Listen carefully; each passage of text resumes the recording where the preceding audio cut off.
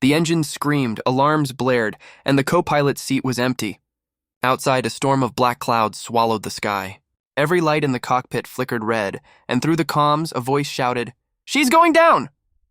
But inside that jet, one young pilot refused to surrender. With trembling hands gripping the controls, she whispered to herself, "Not today." They had laughed when she said she could fly. They had doubted her every move. But that day, when everyone thought the mission was over, she made history by landing the jet alone. The hangar smelled of fuel and rain-soaked steel. Inside, beneath the echo of jet engines warming up, she stood silently beside the aircraft she'd trained her whole life to fly. Her name wasn't printed on the side of the fuselage like the others. There was no fanfare, no crew waiting to salute her.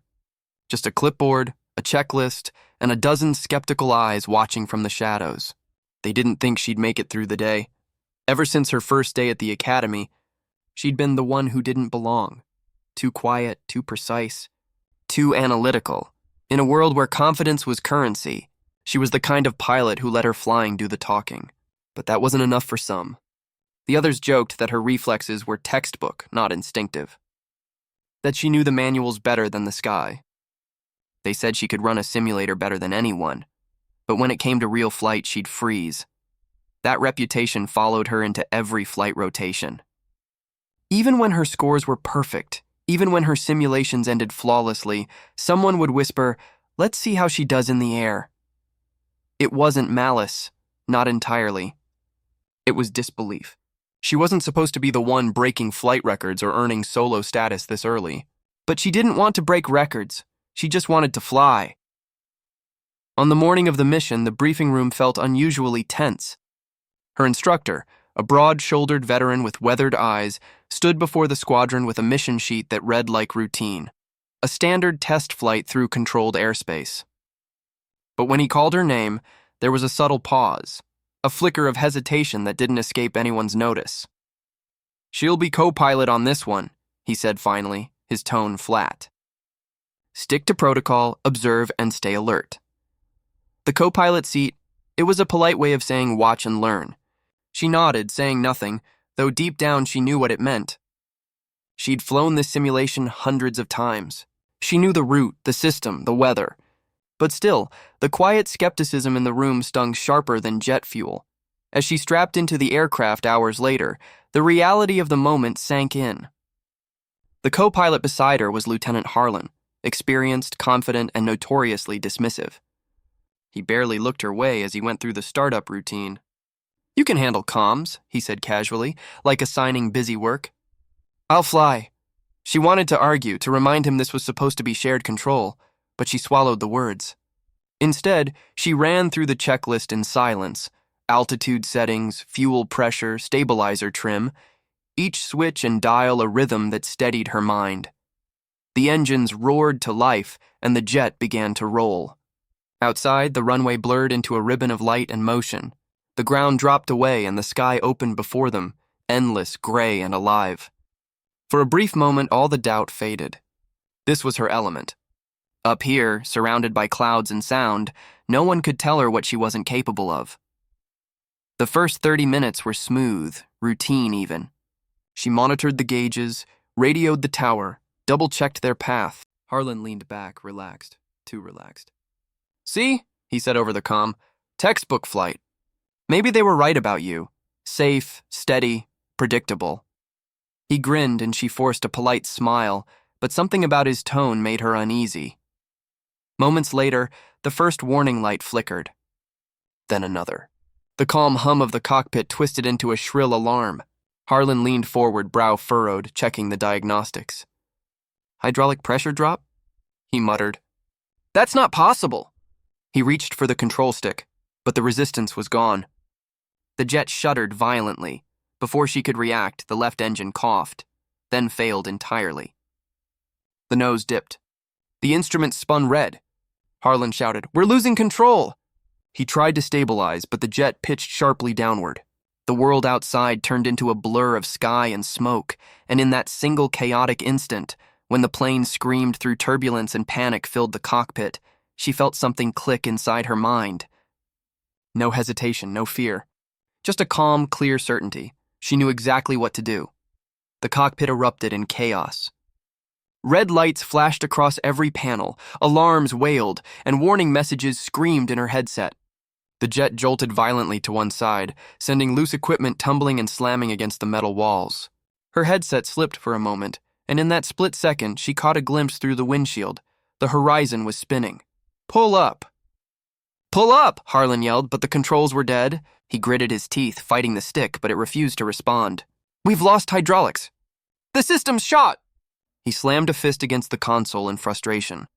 "Damn it, we're not getting out of this one!" But she didn't panic. Her heart was racing, yes, but her mind was clear.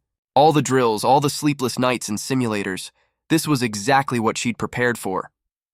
She scanned the instruments, identifying the fault lines faster than she'd ever done in practice. Left engine failure. Primary hydraulics are down, but secondary's still showing pressure. We can use it to stabilize roll. Harlan shot her a look, half disbelief, half desperation. "Secondary won't hold a bird this heavy," he barked. "It'll snap under pressure. Then we make it hold," she said firmly, already flipping switches and rerouting auxiliary systems. The jet trembled again, nose diving toward a bank of thick clouds. They were losing altitude fast. The ground radar started beeping wildly. "Control, this is Delta 7. We've lost an engine, partial hydraulics, requesting immediate emergency landing clearance." Harlan shouted into the comms, his voice cracking. Static answered. No tower, no response. The storm outside was interfering with radio signals. They were on their own. Lightning flashed across the sky, illuminating the cockpit in blinding white for a split second. Rain pounded against the glass like bullets. Visibility dropped to 0. The entire aircraft was now groaning under the strain of gravity and wind shear. Harlan tried again. "Control, do you read?" But there was nothing but static. She leaned over the instrument panel, eyes narrowing at the backup altimeter. "We're dropping fast. We'll hit critical altitude in 2 minutes if we don't stabilize." She reached for the manual override lever on the control column, something most pilots avoided touching unless absolutely necessary. Harlan stared. "You pull that, we might lose full control." "We already lost it," she said quietly, and pulled. For a heartbeat, everything froze. The jet jolted. A sharp mechanical snap reverberated through the frame, and suddenly, the left stabilizer caught wind again. The plane lurched but leveled slightly. It wasn't stable, but it wasn't falling anymore. Harlan exhaled in shock. "How?" "I rerouted through the auxiliary actuator," she said quickly, still focused. "The manual says it's not designed for primary control, but it'll buy us time." He blinked, stunned. This wasn't the panicked cadet he thought he knew. This was precision under pressure. "You've done this before?" "In a simulator," she answered. "Never for real." The tension was thick. Sweat dripped from their temples as the storm outside roared louder. The cockpit creaked under wind stress. Then a sudden blast, a sound like metal tearing, and echoed through the hull. The right engine sputtered, coughed, and began to fail. Warning lights multiplied. Harlan cursed under his breath. "That's it. We're dead." Both engines gone. She didn't even blink. Her mind raced through emergency protocols, searching for a miracle. "We still have glide capability," she muttered. "If we can find a flat enough area," he interrupted, voice rising. "We're over mountains. There's nothing flat for miles." But she didn't listen. She pulled down the digital map, scanning terrain readings. There, a valley, faint but visible, about 15 kilometers ahead. The jet wouldn't glide that far easily, but it was a chance. "I can get us there," she said. "You? You think you can land this thing manually?" Her eyes met his, steady and cold. "Do you have a better idea?" For a moment, the only sound was the roar of the wind and the hiss of dying engines. Then Harlan nodded, almost reluctantly. "All right." "Your call." She took the controls. Her fingers gripped the stick, light but confident, while the storm outside continued to tear the world apart. Every instinct screamed at her to eject, to survive. But she wasn't thinking about survival. She was thinking about proving every single person wrong, every voice that had said she couldn't do this. She trimmed the flaps manually, adjusted pitch, and coaxed what little lift was left from the wounded jet. The altitude gauge ticked downward, 8,000 feet. 7,500, 7,000. The nose tilted slightly upward, just enough to catch an air pocket. She could feel the airframe vibrating, threatening to tear apart. "Come on, hold together," she whispered. Her hands moved with surgical precision, fighting physics, the weather, and the weight of doubt itself. Outside the window, through the storm's fury, a glimpse of land appeared, the dark outline of the valley floor. She exhaled shakily. It wasn't much, but it was something. Then Harlan's oxygen mask slipped. He reached for it, too late. His head slumped sideways. Unconscious. Now she was truly alone. The storm howled, the engines hissed their final breath, and she realized the truth. No one was coming to help. It was just her, the jet, and the sky. The cockpit was silent except for the low mechanical groans of a dying aircraft. The storm still raged outside, sheets of rain slamming into the glass, but inside there was no sound, no co-pilot's voice, no radio chatter, no alarms now. Just the slow rhythmic beeping of altitude loss. She looked to her right. Harlan was out cold, his mask loose, head tilted forward. She checked his pulse quickly, faint but steady. He was alive. For now? Her breath fogged the inside of her visor. The oxygen system was failing too, and every inhale felt heavier than the last. She swallowed hard, wiped condensation from her view, and stared straight ahead. The valley was there, distant, dark, and dangerously narrow. Her only hope. Her hands shook not from fear, but from exhaustion. Every second of control demanded strength she didn't know she still had. She reached for the manual trim controls again, recalibrating the right wing to balance the dead engine's drag. The nose jerked. For a moment, she thought it was over. The jet dipped hard. Alarms flared again, but she corrected with precision that would have impressed even the most cynical instructor. Her headset crackled suddenly, a faint voice through static. "Delta 7. Do you read?" It was air control, distorted and distant. She nearly cried at the sound. She pressed the transmit key. "This is Delta 7, one engine down, partial hydraulics, co-pilot unconscious, attempting emergency landing. Delta 7, what's your altitude?" 5,000 and falling, she said, scanning. Attempting glide to valley coordinates north 21 by west 6. There was a pause, then static again. She tried to call back, but nothing. The connection was gone. The radio had died completely. "Of course," she muttered, half to herself, half to the universe. The horizon tilted again. She adjusted, hands tight on the controls. Her vision tunneled. Adrenaline was fading and fatigue was taking its place, but she couldn't stop. The jet trembled like a wounded beast fighting gravity with its last strength. She looked out again. The valley was closer now, a long, rough strip of dirt and stone framed by steep hills. It wasn't meant for landing, but neither was she meant to fly alone. She checked her instruments one last time, speed 240 knots, too fast. Altitude 3,000 feet is too low for another pass. She had one shot. Her voice was barely a whisper. "Come on, girl! Just hold together a little longer." She adjusted the flaps manually, hearing the strained whine of servos barely responding. The jet dipped, glided lower, skimming through the storm. Trees flashed beneath her, too close. She gritted her teeth, pulling up slightly, trying to bleed off speed. 220 knots. 210! Still too fast. A sharp crack echoed from somewhere in the right wing. Metal fatigue. The control stick jolted violently. She wrestled it back with both hands, sweat dripping from her forehead. "Stay with me," she whispered again. The ground was rising fast now.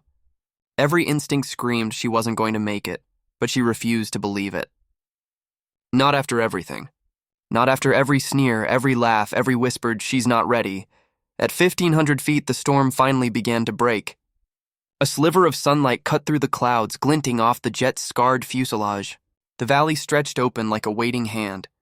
She aligned the nose with the flattest stretch of land she could find and began her descent. 80 knots. 160. Too much speed, but she had no air brakes. She'd have to ride it out. The landing gear indicator blinked uncertainly. Hydraulic failure meant it might not deploy. She flipped the emergency release lever. The gear doors groaned, then, with a metallic clunk, dropped into position. A small victory, but a vital one. The valley rushed up to meet her. Her breathing slowed. Everything around her, the alarms, the storm, even the noise of the engines, faded into silence. There was only her heartbeat and the sound of air rushing past the cockpit. She adjusted the nose slightly upward, feathered the throttle, a controlled glide now. The moment stretched into eternity. The jet hit ground hard, once, then again, skidding violently across the uneven surface. Sparks flew.